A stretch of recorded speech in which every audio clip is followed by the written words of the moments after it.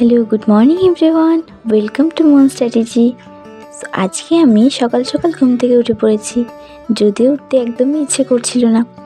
যাই হোক, আজকে যেহেতু কোথাও যাব না, তাই আজকে পুরো দিনটার অ্যাডভান্টেজ নিয়ে নিয়েছি। প্রত্যেকটা সাবজেক্ট ভালো করে রিভিশন দিয়ে নিয়েছি এবং কয়েকটা তার সাথে সাথে জিকেও প্র্যাকটিস করেছি।